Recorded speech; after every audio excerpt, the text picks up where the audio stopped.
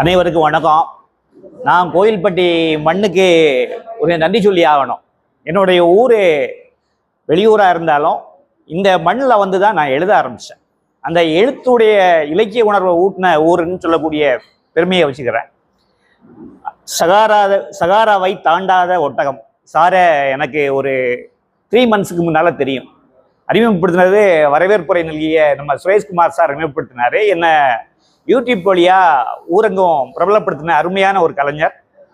அவரை நான் கடைசி வரைக்கும் நினைக்க வேண்டிய ஒரு கட்டாயத்தில் இருக்கிறேன். அடுத்தது தலைமை ஆளராக சொல்லிக்கிறேன் John Ganesh sir. John Ganesh சாரை பற்றி சொல்லணும்னா ஒரு சின்ன நிகழ்வு. என்ன நிகழ்வுன்னா, சென்னையில் திருக்குறள் ஆய்வுக்காக அவார்டு வாங்க போயிருந்தேன். பிஜேபி பன்னீர்செல்வம் தலைமையில் அவார்டு வாங்க போயிருந்தேன். அப்போ இசை பேரறிஞர் சரஸ்வதி ராமநாதத்தை சந்திக்கிறேன். அம்மா வணக்கம் அப்படின்னு சொன்னேன். முதல்ல சொன்ன உடனே அவங்க சொன்னாங்க, ஜானை தெரியுமா அப்படின்னு. நான் யோசித்தேன். அதுக்கு பிறகு கொஞ்சம் நேரம் கழித்து, கணேஷை தெரியுமா, அருமையான பையன், ரொம்ப என்னை கவனிச்சுக்கிட்டாங்க, தெரியும், அவங்க மனமகிழோர் மன்றம் வச்சுருக்காங்க இல்லையா அப்படின்னு. அப்படி அந்த அளவில் பேர் தெரிந்த ஒரு பேரறிஞர் ஜான் கணேசன் சார். நான் சென்னைக்கு போகும்போது ஒரு கோயில்பட்டிக்கு முகவரியாக தெரிஞ்ச அந்த மனிதன் தலைமையில் இன்னைக்கு ஆய்வு கூட்டம் நடக்கிறதுல ரொம்ப சந்தோஷப்படுறேன். அடுத்தது அம்மா. நான் நம்மளர் எனக்கு பேர் சரியா தெரியாது. ஏற்கனவே திருவள்ளுவர் மன்ற விழாவில் அவங்கள பார்த்துருக்கிறேன். பார்த்த உடனே ஒரு அவையடக்கமான, ஒரு அமைதியான, ஒளிமயமான கண்களை உடைய அந்த அம்மா. ஒரு ஒரு முதல்ல பேசும்போது எனக்கு உரை சாதாரணமாக இருந்தது. பின்னால் அந்த ஒளி, ஏசப்பா, அந்த புத்தர் எல்லாமே கொண்டு வரும்போது நான் சாகித்து போயிட்டேன். அண்மையில் கேட்ட ஒரு நாண ஒளி பொருந்திய உரை. அடுத்ததாட்டு சாரை பார்த்த உடனே நோட்டீஸில் பார்க்குறேன். நோட்டீஸில் பார்க்கும்போது சாருக்கு பதவி போடலை. அதுக்கு பிறகு பார்க்குறேன் எஸ்எஸ்டிஎம் முதல்வர் அப்படின்னு போட்டிருக்கும்போது கொஞ்சம் பயம். முதல்வர்கிட்டே பொதுவாக முதன்மைன்னா பயம்தான், ஆனால் ரொம்ப எளிமையினுடைய இலக்கணம். அதுக்கு பிறகு சொல்ல போனால் வரகவி சாரு கலாபிரியா நிகழ்வில் சந்திச்சுக்கிறேன். ஏற்கனவே சிறார் இலக்கிய கூட்டத்தில் பிரபு சார் வீட்டில் ஒரு நிகழ்வில் கண்டி ரொம்ப எளிமையான ஆள். அந்த டைம்லையும் கூட தம்பி சாப்பிட்டையா அப்படின்னு உபசரிக்கும் மனம் கொண்ட சாரு. அதே மாதிரி திறனாளர்கள் சொல்லும்போது முருக சரஸ்வதி அம்மாவை சொல்லலாம். அவங்க இன்னும் அருகாமையில் உள்ள பள்ளிக்கூடத்தில் தமிழாசிரியராக இருக்காங்க. அதுபோல் இந்த சங்கரவள்ளி நாயகம் அறக்கட்டளை பேரறிஞர் அறக்கட்டளையில் போகும்போது ஏகப்பட்ட விழாவில் பார்த்துருக்கிறேன். அவங்களுடைய உரையை கேட்டிருக்கிறேன். இந்த திறனாய்வில் தனக்கு பிடித்த அந்த தேடல்களை சொல்லி நம்ம எல்லாம் சிந்திக்க வைத்தார்கள். அப்போ அதில் ஒரு கதையில் சொல்லுவாங்க, ஒரு காமராஜர் ஐயா ஒரு பெரிய மனிதரை சாவுக்கு நிகழ்வுக்கு வந்திருந்தாங்க அப்படின்னு. அந்த கதையினுடைய அழுத்தமே என்னன்னா, அது பொது உடைமை கட்சியை சார்ந்த ஒரு எம்எல்ஏனுடைய சாவு. ஊரில் உள்ளவர்கள் கிட்டத்தட்ட 250 குடித்தனத்தை கொண்ட அந்த ஊரில் கலந்துக்கிட்டவங்க நீங்கள் பார்த்தீங்கன்னா 10 பேர் தான் கலந்துக்கிட்டாங்க அந்த சாவுக்கு. அவரை தூக்கி போடுறதுக்கு கூட ஆள் இல்லை. ஆனால் காமராஜ் வந்தாங்க, மாதேவன் பிள்ளைன்னு சொல்லக்கூடிய அந்த காங்கிரஸ் தலைவர் வந்தார், எல்லாருமே வந்தாங்கன்னு பெருமை பேசிக்கிட்டாங்க. ஊர்காரன் கடைசியில் பேசும்போது சொல்லுவான், ஏன் நான் போகலைன்னா அவன் செத்து கிடந்தது அடுத்த சமுதாயத்து லேடியோட வீட்டில் அப்படின்னு. அப்போ ஒரு ஊர் எப்படி ஒரு தலைவனை புறக்கணிக்கிறதுன்னு சொல்லக்கூடிய சிந்தனையை தான் அந்த கதையில் கொண்டு வந்தேன். அதே மாதிரி ரொம்ப பேர் திருநாள்வார்கள் பிரபு சார் சொன்னாங்க, அதே மாதிரி பார்த்திபன் தம்பி சொன்னாங்க, ராஜசேகர் ஐயா சொன்னாங்க. எல்லா கதைகளிலும் ரொம்ப மக்களோடு தொடர்புடைய வார்த்தைகளை பயன்படுத்தியிருந்தீங்க, ஆனால் எங்களுக்கு புரியலை அப்படின்னு. என்னுடைய சிந்தனை என்னன்னா, அந்த மொழியை தேடி கற்றுக்கொள்ள வேண்டும் அப்படின்னு உணர்வுல தான் அந்த வார்த்தைகளை பயன்படுத்தினது.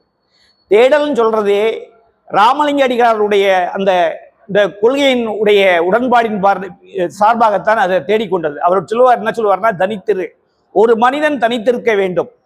அடுத்தது விழித்திரு, அந்த தனித்த மனிதன் விழித்திருக்க வேண்டும். அடுத்தது பசித்திரு, அந்த பசித்திருன்னு சொல்லக்கூடிய வார்த்தையில தான் தேடல்னு சொல்லக்கூடிய மீனிங் இருக்குது. எவன் ஒருவனுக்கெல்லாம் பசி எடுக்குதோ அவன்லாம் என்ன பண்ணுவான்னா, உணவை தேடுவான், உணர்வை தேடுவான், உரிமையை தேடுவான், சுற்றத்தை தேடுவான். அதே மாதிரி கவிஞர் விஜய் அவருடைய பாடல் ஒவ்வொரு பூக்களிலும் சொல்லக்கூடிய பாடல். அந்த பாடல் மதுரை காமராஜர் யூனிவர்சிட்டியில் ஃபுல்லாக அந்த பாடல் இருக்குது. அந்த பாடலில் தேடல் என்ற ஒன்று உள்ளவரை தினமும் பசி எடுக்கும் சொல்லக்கூடிய வரி, அந்த வரியினுடைய அந்த தேடலை தான் அந்த வார்த்தையாக வச்சேன். இந்த கதைகளில் வரக்கூடிய ஒவ்வொரு விஷயங்களும் எளிய மனிதர்களை தேடுவது. நீங்கள் பார்த்தீங்கன்னா எளிய நிகழ்வோ, எளிய மனிதர்கள், சமுதாயத்தால் புறக்கணிக்கப்பட்டவர்கள், சமுதாயத்தால் ஊண்டுகோல் இல்லாமல் தவித்தவர்கள், அவங்களையே பேசக்கூடிய ஒரு புத்தகமாக தான் இருக்கும். ஒரு 2 மாதத்துக்கு முன்னால் நாகர்கோவிலில் இந்த வெளியீட்டு விழா வச்சுருந்தேன். அதில் சோதரமன் ஐயா கலந்து பேசினார். அப்போ சொல்லக்கூடிய மைய கருத்தையே தான் எளிய மனிதர்களை. அப்போ என்கிட்ட கேட்குறாரு, இந்த எளிய மனிதர்களை எப்படி தேடினீர்கள் அப்படின்னு. அந்த எளிய மனிதர்களை எப்படி தேடினோம்னா ஒரே தேடல் தான். அந்த எழுத்தாளர்களுடைய முக்கியமான தலைசிறந்த எழுத்தாளர் தகழி சிவசங்கர பிள்ளை அவர் எழுதிய தோட்டியின் மகன் சொல்லக்கூடிய ஒரு நாவல். அந்த நாவல் படிச்சீங்கன்னா ஆலப்பிள்ளை கிராமத்தில் உள்ள ஒரு தோட்டி காலரா அந்த மக்களை எல்லாம் அடக்கம் பண்ணிவிட்டு அவனுடைய மனைவியும் அவனுடைய பிணமும் அனாதையாக கிடந்து இறந்து கிடக்கிறத சொல்லக்கூடிய நாவல் தான். அதுக்கு சாகித்ய அகாடமிக்கு விருது கிடைச்சது. அதே சாயல்ல தோப்பில் முகமது மீரான் ஒரு கதை எழுதியிருப்பார். அந்த கதையில என்ன சொல்லியிருப்பார்னா, அந்த ஊரெல்லாம் மவுத்தாகுது. மவுத்துனா அவங்க முஸ்லீம் சமூகத்தினுடைய வார்த்தை இறந்து போறதுன்னு அர்த்தம். அந்த ஒரு வாப்பா என்ன பண்றாருன்னா பிணத்தை அடக்குறார். அடக்கி முடிச்ச உடனே அவரு ஒரு நாளைக்கு இறந்து போறார். இறந்து போன பிற்பாடு அவருடைய பிணத்தை அடக்கம் பண்றதுக்கு ஆள் இல்லாம போகுது. அப்போ அவருடைய மனைவி ஒவ்வொரு ஆள்கிட்டையா போய் கேட்கிறாராம், என்னுடைய கணவனை அடக்கம் பண்ணுங்க அப்படின்னு. அந்த அந்த முஸ்லீம் சமுதாயத்தினுடைய, இஸ்லாமிய சமுதாயத்தினுடைய அந்த மக்கள் யாரும் அந்த பிணத்தை அடக்கல. கடைசியில அந்த அம்மா அந்த கணவருடைய பிணத்தை எடுத்துட்டு போய் என்ன பண்றாங்கன்னா ஆத்துல தூக்கி வீசுறாங்க. அந்த கதையிலே முடியக்கூடிய கதை தோப்பில் முகமது கதை கல்கி புத்தகத்தில் வந்தது.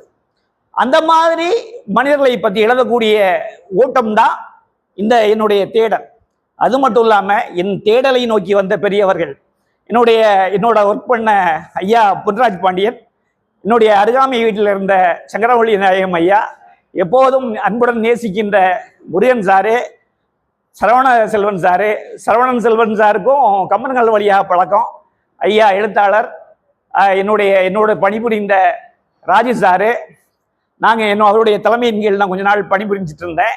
அடுத்து என்னுடைய நண்பர் தம்பி ஆசிரியர், அதே மாதிரி அம்மா அச்ரார், மணிமொழி நங்கை அம்மா, அதே மாதிரி அவங்க ராஜேஸ்வரி அம்மா, இவங்கெல்லாம் சேர்ந்த ஒரு பயிற்சியின் வழியாகத்தான் நான் இங்கே இருக்கிறேன். எல்லாருக்கும் நன்றி. விடைபெறுகிறேன். வணக்கம்.